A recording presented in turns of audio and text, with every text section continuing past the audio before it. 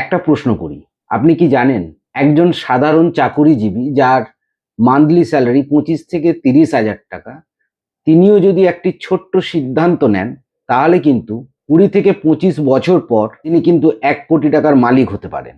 আরেকজন retire person যার হয়তো কর্পাস আছে 30 থেকে 40 লক্ষ টাকা, তিনিও কিন্তু প্রত্যেক মাসে 25 থেকে 30 হাজার টাকা তিনি কিন্তু পেনশন নিতে পারেন, এবং এটা কিন্তু গভর্নমেন্ট পেনশন নয়, তার নিজস্ব তৈরি করা পেনশন। আজকের ভিডিওটা ঠিক সেই সিক্রেট ফর্মুলা নিয়ে, অর্থাৎ মিউচুয়াল ফান্ডের ট্রিপল এস। এই ট্রিপল এস কি? এসআইপি, এসটিপি এবং এসডাব্লিউপি। কিন্তু এই তিনটে খালি আপনার কিন্তু ইনভেস্টমেন্ট প্ল্যান নয়, এই তিনটে হলো আপনার জীবনের ফাইন্যান্সিয়াল লাইফ সাইকেল। আজকে আমি আপনাদেরকে এমনভাবে বোঝাবো যেটা এর আগে আপনাদেরকে কেউ কিন্তু এইভাবে বোঝায়নি। ভিডিওটা শেষ পর্যন্ত দেখবেন, কারণ শেষে আমি বলবো কোন বয়সে কোনটা ব্যবহার করবেন, সবচেয়ে বড় ভুলগুলো কি, কিভাবে এই তিনটেকে একসাথে কম্বাইন্ড করলে আপনি ফিনান্সিয়াল ফ্রিডম পাবেন। Welcome to my channel. আমি বিশ্বজিৎ আর আপনারা দেখছেন finsolution.com। এই চ্যানেলের মাধ্যমে আমি ফাইন্যান্সিয়াল যে ভিডিও সেইগুলো আপলোড করি এবং খুব সহজভাবে সেগুলোকে আপনাদের কাছে তুলে ধরি। ভিডিওটি ভালো লাগলে অবশ্যই লাইক করবেন, প্রয়োজনে আপনার বন্ধুবান্ধব রিলেটিভদেরকে শেয়ার করবেন, আর চ্যানেলে নতুন হলে অতি অবশ্যই চ্যানেলটিকে সাবস্ক্রাইব করে দেবেন। তো চলুন তাহলে আজকের ভিডিও শুরু করা যাক। বন্ধুরা মনে রাখবেন, মিউচুয়াল ফান্ডের টিএস মানে কিন্তু আপনার লাইফ সাইকেলের তিনটে স্টেজ। ফার্স্ট যে স্টেজ সেটা হলো একজন ব্যক্তির বয়সের 20 থেকে 35 বছর বয়স পর্যন্ত, অর্থাৎ সেই বয়সে SIP equal to wealth build. Second stage যেটা তার লাইফের 35 থেকে 50 বছর, সেই সময়ে এসটিপি অর্থাৎ স্মার্ট ট্রান্সফার প্লাস স্টেবিলিটি। আর 3S এর লাস্ট যে এস সেটা হলো লাইফ সাইকেলের 50 বছরের উপরের যে স্টেজ, সেই সময়ে এসডাব্লিউপি অর্থাৎ মান্থলি ইনকাম এবং রিটায়ারমেন্ট পেনশন। এটাই হচ্ছে আসল সিক্রেট। একজন ইনভেস্টর শুধু কিন্তু এসআইপি করে না, তিনি এসআইপি দিয়ে তার ইনভেস্টমেন্ট জার্নি শুরু করেন, তারপরে মাঝখানে এসটিপি দিয়ে তিনি তার স্টেবিলিটি বজায় রাখেন এবং ওয়েলথকে আপনার গ্রো করেন, আর লাস্টে এসডাব্লিউপি দিয়ে রিটায়ারমেন্টের পেনশনের সুবিধা তিনি ভোগ করেন। এটাই কিন্তু অ্যাকচুয়াল লাইফ জার্নি সাইকেল, এটাই কিন্তু ওই ব্যক্তির কমপ্লিট ওয়েলথ জার্নি। বন্ধুরা এসআইপি কি? এসআইপি কিন্তু মিডল ক্লাসের ওয়েলথ ক্রিয়েশনের একটা পন্থা, অথবা এসআইপিকে আমরা বলতে পারি middle class wealth machine. SIP যেটা ট্রিপল এস এর first S, systematic investment plan.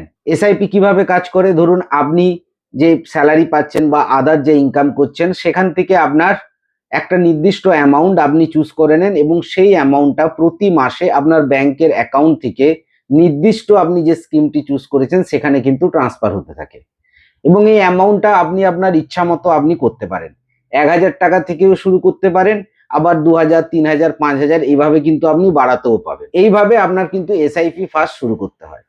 আর আমরা এসআইপি কে কেন পাওয়ারফুল বলি, তার পিছনে রিজন হচ্ছে এসআইপি মিডল ক্লাসদের জন্য ওয়েলথ বানানোর কিন্তু একটি পাওয়ারফুল যন্ত্র। একটা লাইনে যদি আমি এটাকে বলতে চাই যে রিচ ব্যক্তিরা লামসাম ইনভেস্টমেন্ট করেন আর মিডল ক্লাসরা এসআইপি করে রিচ হন। বন্ধুরা আমরা সবাই কিন্তু ইএমআই এর সঙ্গে খুবই ওতপ্রোতভাবে যুক্ত।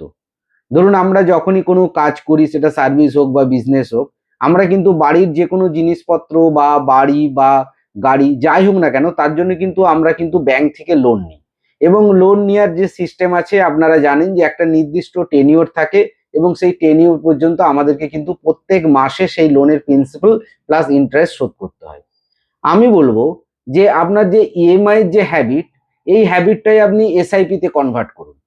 অর্থাৎ ইএমআই এর ক্ষেত্রে যেমন আপনার একটা লোন অ্যামাউন্ট থাকে, সেটা আপনাকে একটা নির্দিষ্ট টাইমে দিতে হয় মাসে মাসে, ইকুয়ালি এসআইপির ক্ষেত্রে আমি বলবো যে আপনি একটা গোল সেট করুন, এবং সেই গোল সেট করে কত বছর পর সেই গোলটা আপনি অ্যাচিভ করবেন সেই হিসাবে একটা ক্যালকুলেশন করুন, এবং প্রতি মাসে তার জন্য কত টাকা এসআইপি করতে হবে সেই ক্যালকুলেশন করে সেই এসআইপিটা কিন্তু আপনি যেভাবে ইএমআই ফেল করেন না, এসআইপিও কিন্তু আপনি ফেল করবেন না।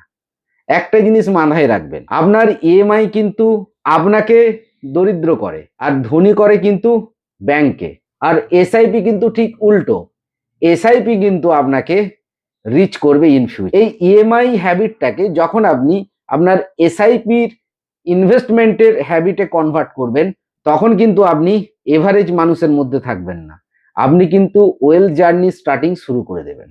আপনাকে একটা রিয়েল এক্সাম্পল দিই। ধরুন এই সবে আপনি নতুন জব পেয়েছেন এবং আপনার বয়স হচ্ছে 25 বছর। তো সেই জব থেকে আপনি প্ল্যানিং করলেন যে 5,000 টাকা করে আপনি মান্থলি এসআইপি করবেন। তো সেক্ষেত্রে সেই 5,000 টাকার এসআইপি আপনাকে 25 বছর পর কেমন অ্যামাউন্টে নিয়ে যাবে, তো চলুন আপনাকে আমি লাইভ আপনাদেরকে আমি দেখাই। দেখুন আমি এখানে চলে এসেছি একটি এসআইপি ক্যালকুলেটারে। এই এসআইপি ক্যালকুলেটারে আপনাকে আমি ক্যালকুলেশন করে দেখাচ্ছি যে 5,000 টাকা দিয়ে যদি এসআইপি শুরু করা যায় তাহলে আফটার 25 ইয়ার্স তার যে ভ্যালুটা কত দাঁড়ায়। দেখুন তাহলে দেখুন এখানে এসআইপি অ্যামাউন্ট 5,000 টাকা আপনারা দেখতে পাচ্ছেন।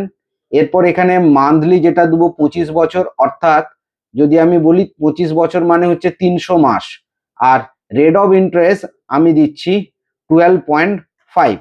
এই 12.5 রিটার্ন আপনার লং টাইমে অতি আরামে চলে আসবে।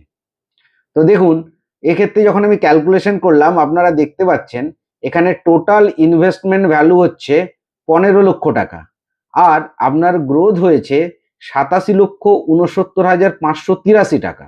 এখানে দেখুন যে ফাইনাল ভ্যালুয়েশনটা দাঁড়িয়েছে সেটা হচ্ছে 1,02,69,583 টাকা। অর্থাৎ দেখুন এখানে আপনার ইনভেস্টমেন্ট অ্যামাউন্ট কিন্তু 15,000 টাকা, অথচ তার রিটার্নটা কি ভয়ঙ্কর রিটার্ন একটা দাঁড়িয়েছে। তার মানে কি হলো বলুন তো, টাকা আপনার কম লাগছে কিন্তু আপনি যে টাইমটা দিচ্ছেন সেই টাইমের জন্য অ্যামাউন্টটা কিন্তু এত বেড়ে গেছে। অর্থাৎ এখানেই হচ্ছে ম্যাজিক কম্পাউন্ডিং এর। সবাই বলে এসআইপি বেস্ট, কিন্তু আমি বলবো এসআইপি কিন্তু সব সময় বেস্ট নয়। দেখুন আপনাদেরকে দেখাচ্ছি কেন এসআইপি সব সময় বেস্ট নয়। ধরুন আপনি একসঙ্গে 10 লক্ষ বা 15 লক্ষ টাকা আপনি অ্যাট এ টাইম ইনভেস্টমেন্ট করতে চাচ্ছেন, হয়তো আপনি ওটা বোনাস পেয়েছেন অথবা কোনো ইনহেরিটেন্ট ইনকাম এসছে বা কোনো প্রপার্টি সেল করেছেন, তো আপনি ওই টাকাটা মিউচুয়াল ফান্ডে ইনভেস্টমেন্ট করতে চাচ্ছেন। কোনো সময় কিন্তু ওই টাকাটা অ্যাট এ টাইমে ইনভেস্টমেন্ট করবেন না, তার কারণ মার্কেট কিন্তু খুবই ভোলাটাইল। তখন আমরা কি করি, তখন আমরা যাই আমাদের যে সেকেন্ড এস অর্থাৎ এসটিপি, সিস্টেমেটিক ট্রান্সফার প্ল্যান। এখানে কি করা হয়, ওই পুরো টাকাটা ডাইরেক্ট মিউচুয়াল ফান্ডের ইকুইটি ফান্ডে না রেখে একটি লিকুইড ফান্ডে প্রথমে পার্ক করা হয়, এবং সেই লিকুইড ফান্ড থেকে মান্থলি, উইকলি অথবা 15 দিন অন্তর অন্তর ওই টাকাটাকে কিন্তু আপনি ইকুইটি ফান্ডে ট্রান্সফার করতে। এর ফলে কি হবে, যেহেতু পুরো টাকাটা আপনি একসঙ্গে ইনভেস্টমেন্ট করছেন না, কালকে যদি ধরুন ইনভেস্টমেন্ট করার পর আপনার মার্কেটে হঠাৎ 20% যদি ফল দেখা দেয়, তাহলে কিন্তু আপনার এই পুরো টাকাটার উপর কিন্তু তার এফেক্ট পড়বে। তার জন্য এসটিপি অপশন, অর্থাৎ মিউচুয়াল ফান্ডের যে 3S তার সেকেন্ড এস। এখানে লিকুইড ফান্ডে টাকাটা আপনি প্রথমে পার্ক করলেন এবং সেখান থেকে এসটিপি থ্রুতে আপনি যে ইকুইটি ফান্ডটা পছন্দ করছেন সেখানে আপনি টাকাটাকে ট্রান্সফার করলেন। সেই মোডটা কিন্তু আপনার বা ট্রান্সফার করার যে সিস্টেমটা সেটার কাছে আপনার অনেকগুলো অপশন আছে, যেমন আপনি ডেইলি ট্রান্সফার করতে পারেন, উইকলি ট্রান্সফার করতে পারেন, মান্থলি ট্রান্সফার করতে পারেন। অতএব আপনি আপনার প্রয়োজন অনুপাতে কিন্তু ট্রান্সফার করতে পারেন একটা স্কিম থেকে আরেকটা স্কিমে। এর ফলে কি হবে, মার্কেটের যে রিস্ক সেই রিস্কটাকে আপনি অনেকাংশে কিন্তু আপনি অ্যাবজর্ব করতে পারবেন। তাহলে এসটিপি মানে আপনি কি বুঝলেন না, রিস্ক যেটা আছে সেই রিস্কটাকে আপনি ট্রান্সফার করে দিচ্ছেন। অর্থাৎ আপনি কোনো জায়গা থেকে 5 লক্ষ বা 10 লক্ষ টাকা পেলেন, সেই পুরো টাকাটার উপর আপনি রিস্ক না নিয়ে সেটাকে আপনি ট্রান্সফার করে দিলেন এবং ধীরে ধীরে আপনি ইকুইটি মার্কেটে ঢুকলেন। এটাই হচ্ছে এসটিপির মূল উদ্দেশ্য। অর্থাৎ আমরা প্রথমে বলেছিলাম যে ফার্স্ট যেটা লাইফের স্টেজ আছে, সেই লাইফ সাইকেলের ফার্স্ট স্টেজ যেটা, সেখানে আপনি এসআইপি শুরু করে দিলেন। এরপর ধরুন আপনি যখন জব করছেন বা অন্য কোনো জায়গায় কাজ করছেন, কোনো জায়গা থেকে এককালীন যখন আপনি টাকা পাবেন সেই টাকাটাকে কিন্তু আপনাকে থ্রু এসটিপিতে কিন্তু আপনি ইনভেস্টমেন্ট করবেন। তো এসটিপির আমি একটা এক্সাম্পল আপনাকে দিই। ধরুন আপনি কোনো জায়গা থেকে 5 লক্ষ টাকা পেলেন, তো এই 5 লক্ষ টাকা আপনি একসঙ্গে কোনো ইকুইটি মিউচুয়াল ফান্ডে রাখবেন না। আপনি কি করবেন, এটাকে প্রথমে লিকুইড ফান্ডে ইনভেস্টমেন্ট করবেন এবং সেখান থেকে মান্থলি 50,000 করে আপনি কিন্তু আপনি যে ইকুইটি ফান্ডে ইনভেস্টমেন্ট করতে চাচ্ছেন সেই ফান্ডে আপনি এসটিপি করে দিবেন। এর ফলে কি হবে, 5 লক্ষ টাকাই ইনভেস্টমেন্ট হবে কিন্তু 10টা ইনস্টলমেন্টে হবে। অর্থাৎ আপনার কালকে যদি মার্কেট 20% ফল করেও যায় তাও কিন্তু আপনি অত বেশি এফেক্ট হবেন না। বর্তমানে ম্যাক্সিমাম মানুষ যারা এসটিপি করেন তাদের মধ্যে একটা মিথ কাজ করে, সেটা কি, যে আমি এসটিপি করছি মানে তো আমি একটা ফান্ড থেকে একটা ফান্ডে টাকাটা ট্রান্সফার করছি, তাহলে এখানে কি কোনো ট্যাক্স লাগবে? দেখুন, এখানে কিন্তু ট্যাক্স অবশ্যই লাগবে। কেন?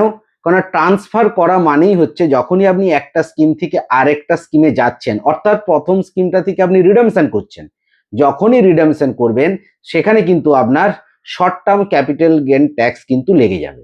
অনেক কিন্তু ইনভেস্টর এটা বুঝতে পারেন না, তারা ভাবেন যে না ট্রান্সফার মানে কোনো ট্যাক্স লাগবে না।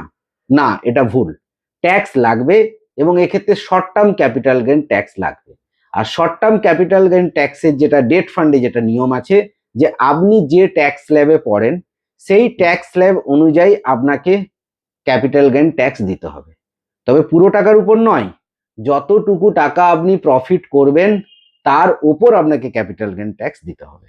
অতএব এসটিপি যখন করবেন তখন কিন্তু এই ট্যাক্সের ব্যাপারটা কিন্তু মাথায় রেখে আপনি এগোবেন।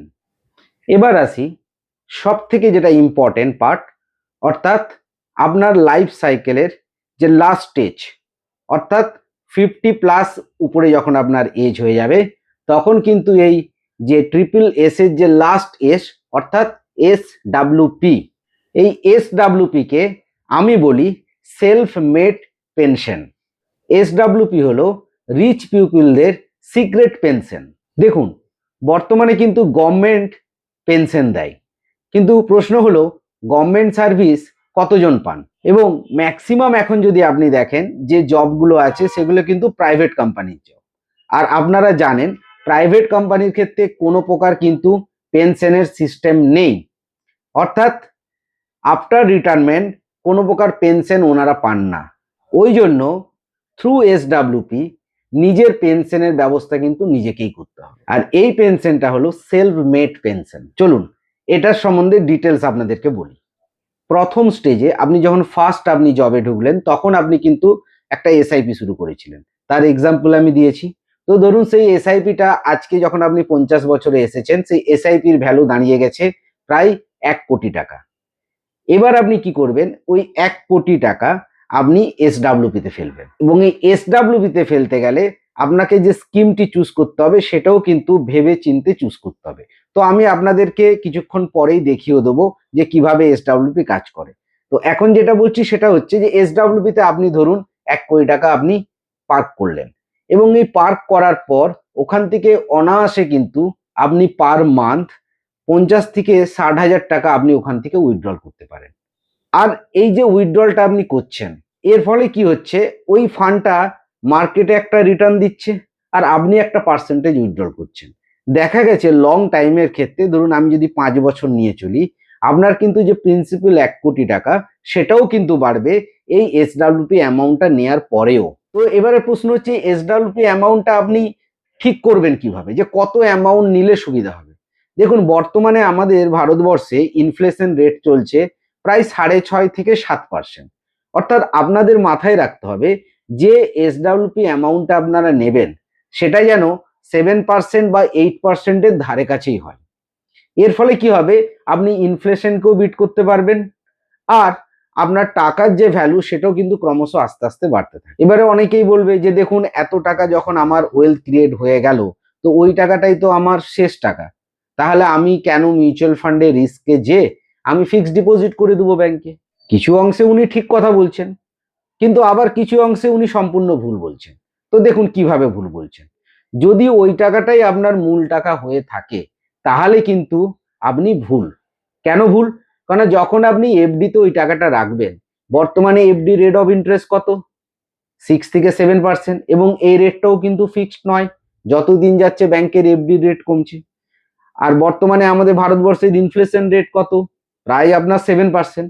তাহলে আপনি টাকাটা ব্যাংকে রাখার পর সেখান থেকে যদি 6 থেকে 6.5% পান রিটার্ন, আর ইনফ্লেশন যদি আপনার 7% হয়, তাহলে কি টাকাটা আপনার গ্রো করছে? গ্রো কিন্তু করছে না। এর ওপর আপনার ট্যাক্সেশন আছে। যখন আপনি ওর উপরে ট্যাক্সেশন লাগাবেন, তখন কিন্তু দেখা যাবে অ্যাকচুয়াল যে রিয়েল রিটার্ন সেটা আপনার 5%-এর কাছাকাছি চলে আসবে, আর ইনফ্লেশন রেট 7%। এর ফলে কি হবে, এই বছর যে টাকাটা আপনি রাখলেন, পরের বছর কিন্তু ওই টাকাটার পারচেসিং যে পাওয়ার সেটা কমে যাবে। এবং যখন আপনি এটা লং টার্মে যাবেন, তখন আপনি দেখবেন যে ওই টাকা দিয়ে কিন্তু আপনার কোনো কাজে লাগছে না। সেই জন্যে এফডি ইনভেস্টমেন্ট কখনোই সেভ ইনভেস্টমেন্ট নয়। যদি এফডিতে যদি ইনফ্লেশন বিট করতো, তবেই ছিল সেভ ইনভেস্টমেন্ট। মিউচুয়াল ফান্ডের ক্ষেত্রে কি হচ্ছে, আপনি যে স্কিমে ইনভেস্টমেন্ট করছেন সেই স্কিমের রিটার্ন আপনার কিন্তু ইনফ্লেশনকে বিট করার ক্ষমতা রাখে। প্লাস যদি আমি ট্যাক্সেশনেরও কথা বলি, এখানে ট্যাক্সেশনও কিন্তু এফডি ট্যাক্সেশনের থেকে কম। কেমন কম? এখানে যে ট্যাক্সেশন আছে লং টার্ম ক্যাপিটাল গেনে, যে 1,25,000 টাকা পর্যন্ত যে প্রফিট হবে তাতে কোনো ট্যাক্স লাগছে না। তার উপরে যে অংশটা প্রফিট হবে সেই অংশটার উপর আপনাকে 12.5% আপনাকে ক্যাপিটাল গেন ট্যাক্স দিতে হবে। কিন্তু এফডির ক্ষেত্রে কি হবে, এফডির যে ইন্টারেস্টটা আসবে, আপনার যে ট্যাক্স স্ল্যাব, সেই ট্যাক্স স্ল্যাব অনুপাতে আপনাকে সেখানে কিন্তু আপনাকে ট্যাক্স দিতে হবে। অর্থাৎ আপনি যদি 30% ট্যাক্স ব্র্যাকেটে থাকেন, তো 30% ট্যাক্স কিন্তু আপনাকে দিতে হবে। এবারে আপনি চিন্তা করে দেখুন যে বুদ্ধিমানের কাজ কোনটা হবে, ওই টাকাটাকে এফডিতে রাখা, নাকি কোনো মিউচুয়াল ফান্ডের স্কিমে রেখে সেখান থেকে এসডাব্লিউপি নেওয়া। তো চলুন আপনাদেরকে আমি এরকম কিছু এসডাব্লিউপি স্কিমের আমি রিটার্ন দেখাচ্ছি, নামও দেখাচ্ছি। তবে অবশ্যই মনে রাখবেন, এটা কিন্তু আপনাদেরকে ফর এক্সাম্পল হিসাবে আমি দেখাচ্ছি।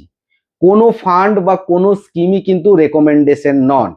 আপনি ইনভেস্টমেন্ট করার আগে আপনার ফাইন্যান্সিয়াল অ্যাডভাইজারের সঙ্গে আলোচনা করে বুঝে শুনে তারপরেই কিন্তু ইনভেস্টমেন্ট করবেন। তো চলুন আপনাকে আমি স্ক্রিনে দেখাচ্ছি কিছু ফান্ড, যে ফান্ডগুলোতে এসডাব্লিউপি নেওয়া কিন্তু খুব ভালো বা এগুলো সাকসেসফুল। এই এসডাব্লিউপি যখন করবেন তখন কিন্তু পিওর ইকুইটি ফান্ড কিন্তু চুজ করবেন না, কেননা ইকুইটিতে অনেক বেশি ভোলাটিলিটি থাকে। এই জন্য এমন ফান্ড চুজ করতে হবে যার ভোলাটিলিটি কম থাকে, অথবা যে ফান্ডে ভোলাটিলিটি থাকে না। এটার ক্ষেত্রে আপনি ডেট ফান্ড চুজ করতে পারেন। তবে ডেট ফান্ডে যেহেতু রিটার্নটা একটু কম আসে, তো হাইব্রিড টাইপের যে ফান্ডগুলো দেখা গেছে, এই ফান্ডগুলো লং টাইমে খুব ভালো রিটার্নও দেয়, আর মার্কেটের যত সামান্য ইকুইটি থাকার জন্য রিটার্নও খুব ভালো আসে, আর রিস্কও তুলনামূলক কম। আর কি আছে, হাইব্রিডের মধ্যে ব্যালেন্স অ্যাডভান্টেজ ফান্ড ক্যাটাগরিটা নিতে পারেন, অথবা আপনি মাল্টি অ্যাসেট যে ক্যাটাগরিটা আছে সেটাকে আপনি নিতে পারেন। তো এই ফান্ডগুলোর যে বৈশিষ্ট্য ফিচার সেগুলো না অন্য একটা ভিডিওতে বলবো, নাহলে ভিডিওটা প্রচুর লং হয়ে যাবে। আমি খালি নামগুলো বললাম, আর এই ফান্ডগুলো রিটার্ন কি দিয়েছে সেটাও আপনাদেরকে আমি কিন্তু স্ক্রিনে দেখাচ্ছি। দেখুন আমি গুগলে চলে আসছি, আমি এখানে একটি খুব পুরনো মাল্টি অ্যাসেট অ্যালোকেশন ফান্ডের নাম লিখছি, আইসিআইসিআই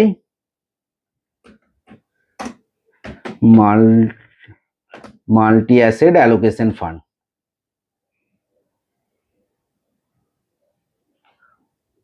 দেখুন এই ফান্ডটা, এই যে ICICI Prudential multi asset allocation fund, বর্তমানে এই ফান্ডটার ন্যাব যাচ্ছে 831 টাকা 28 পয়সা। আর এই ফান্ডটার আপনি যদি দেখেন যে 3 বছরে যে সিএজিআর রিটার্ন দিয়েছে প্রায় 19.91%। আর এখানে দেখুন, এখানে যদি আমি 1 সপ্তাহ থেকে 5 বছর পর্যন্ত একটা রিটার্ন নিয়ে চলি, এখানে কেমন কেমন রিটার্ন দিয়েছে দেখা যাচ্ছে। লাস্ট 1 বছরে 16.34%, লাস্ট 2 বছরে 16.08, 3 বছরে 19.91 এবং 5 বছরে 20.17, মানে যথেষ্ট ভালো রিটার্ন দিয়েছে। আর এই ফান্ডগুলো কি বলুন তো, এগুলো হাইব্রিড ক্যাটাগরির ফান্ড, অর্থাৎ এখানে আপনি ইকুইটি পাবেন, ডেট পাবেন, কমোডিটির গোল্ড সিলভার পাবেন এবং আরবিট্রাজ পাবেন। অতএব রিস্ক তুলনামূলক কম এবং ওয়েল ডাইভার্সিফাইড ফান্ড। এবং এই ফান্ডগুলোতে আপনি এসডাব্লিউপি যদি করেন ফর লং টাইমে, আপনার কিন্তু ওয়েলথ জেনারেটও হবে এবং আপনি রেগুলারলি কিন্তু এসডাব্লিউপির অ্যামাউন্টও তুলতে পারবেন। আর এছাড়াও ধরুন এই ফান্ডটা দেখালাম, আরেকটা আপনাকে ফান্ড দেখাচ্ছি, সেটা হচ্ছে আপনার ব্যালেন্স অ্যাডভান্টেজ ক্যাটাগরি ফান্ড। তো আমি আইসিআইসিআই দেখাচ্ছি, রেকমেন্ডেশন অবশ্যই নয়। ICICI balance advantage fund.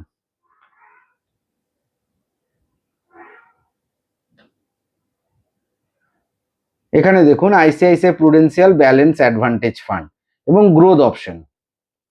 এখানেও দেখুন বর্তমানে ন্যাপ যাচ্ছে 78.03 এবং লাস্ট 3 বছরে রিটার্ন দিয়েছে 13.89%। আর যদি আমি ওভারঅল পারফরমেন্স যদি আমি এর দেখি, তাহলে দেখুন এখানে অ্যানুয়ালাইজ যে রিটার্ন আছে, এখানে দেখুন এই লাস্ট 1 বছরে 12.89, 2 বছরে 11.49, 3 বছরে 13.89 এবং 5 বছরে 11.98। অর্থাৎ আপনি দেখছেন এই ফান্ডটা আরেকটু স্টেবল ফান্ড। তার কারণ এখানে ইকুইটি আর ডেট আছে, অন্য কিছু নেই। আর ফান্ড ম্যানেজার নিজের ইচ্ছা মতো মার্কেটের কন্ডিশন দেখে ইকুইটি আর ডেটের যে পোর্শন সেটা আপনার কম বেশি করতে পারে। আর এখান থেকে দেখুন এই ফান্ডেও যদি আপনি যান, তাহলেও কিন্তু আপনি অনায়াসে আপনার যে এসডব্লিউপি করবেন যে ফান্ডটা থেকে, সেই ফান্ডটা যদি এটা হয়, তাহলে কিন্তু অনায়াসে আপনি পার মান্থ এখান থেকে 8 থেকে 9% কিন্তু আপনি উইথড্র করতে পারেন। কারণ 8 থেকে 9% উইথড্র করলেও কিন্তু যে পরিমাণে রিটার্ন দিয়েছে, তাতে আপনার অ্যাডিশনাল কিছু টাকা ওই প্রিন্সিপাল অ্যামাউন্টের সঙ্গে আপনার অ্যাড হয়ে যাবে। একটা রিটায়ারমেন্ট প্ল্যানের আমরা একটা কেস স্টাডি আপনাদের সঙ্গে আলোচনা করি। ধরুন মিস্টার রবি সবেমাত্র ম্যানেজমেন্ট করে কলেজ থেকে বেরিয়েছে এবং বেরানোর পর প্রথম যে সে ক্যাম্পাস ইন্টারভিউতে যে ফার্স্ট যে জবটি পেয়েছে, তাতে তার স্যালারি হচ্ছে 25,000 পার মান্থ।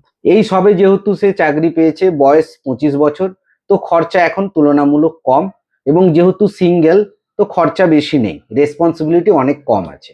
রবি চিন্তা করলো যে সে এসআইপি শুরু করবে, অর্থাৎ আমাদের যে ট্রিপল এস এর যে ফার্স্ট, সে এসআইপি শুরু করবেন। এবং সেই মতো তিনি কি করলেন, একটি ওয়েল ডাইভার্সিফাইড ইকুইটি ফান্ডে তিনি এসআইপি স্টার্ট করলেন 5,000 টাকা করে। ধরুন সেটা ফ্লেক্সি ক্যাপ হতে পারে, মাল্টি ক্যাপ হতে পারে, লার্জ অ্যান্ড মিড ক্যাপ হতে পারে।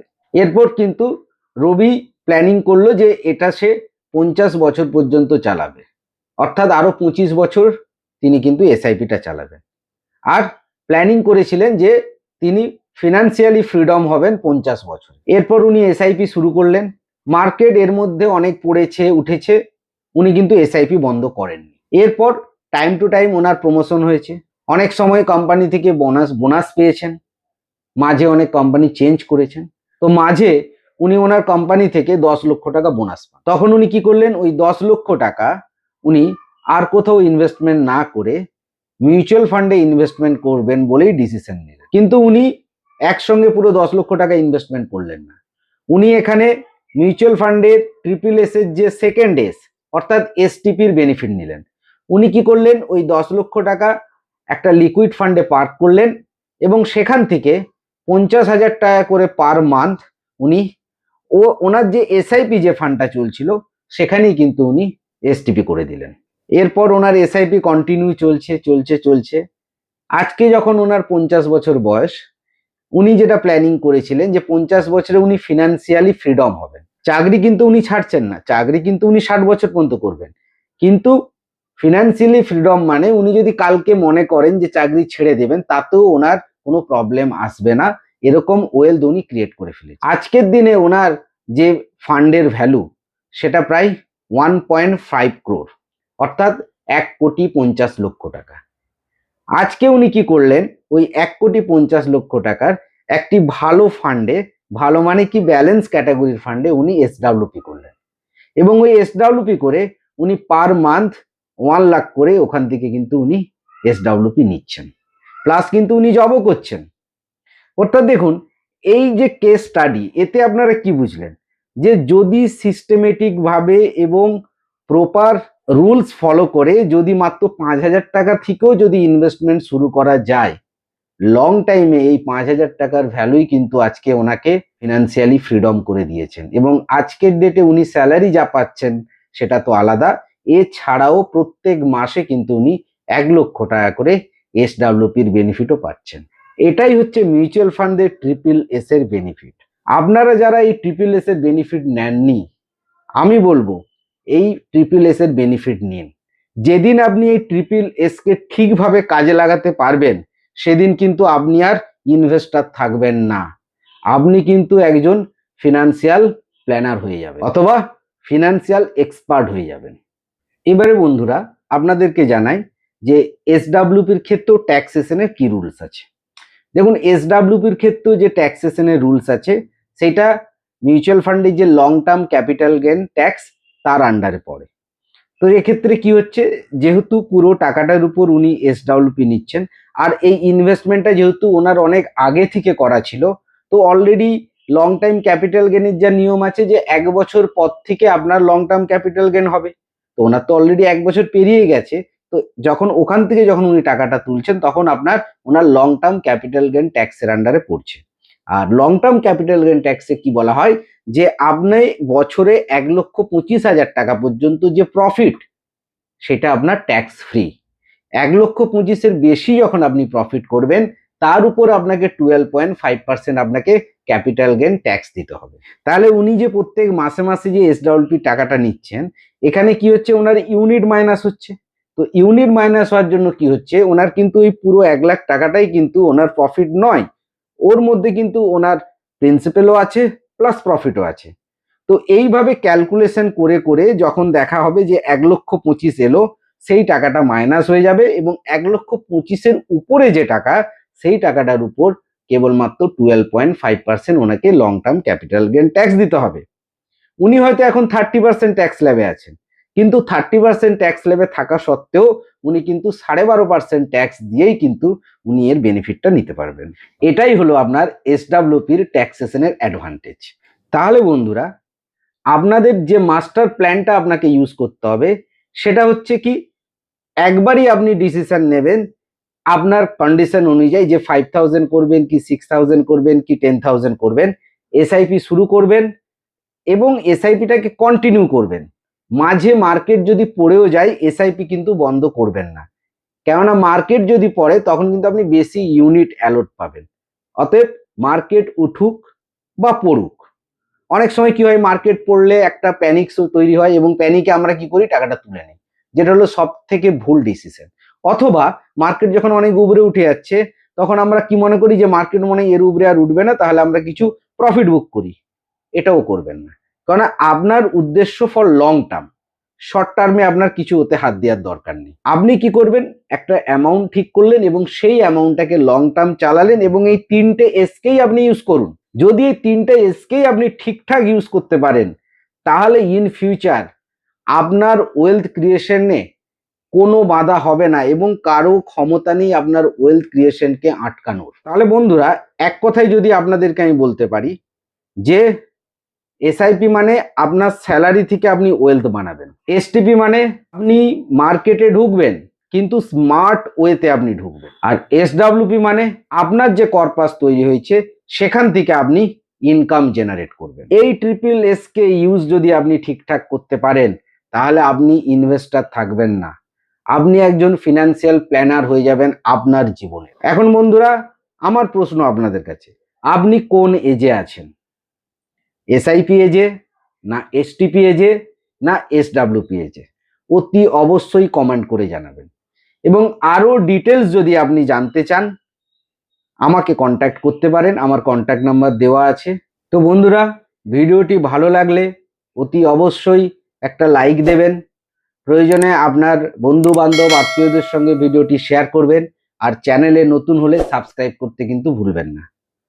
আজকের মতো ভিডিওটি এখানেই শেষ করলাম, আবার দেখা হবে পরবর্তী কোনো নতুন ভিডিওতে। সুস্থ থাকুন, ভালো থাকুন, ধন্যবাদ, নমস্কার।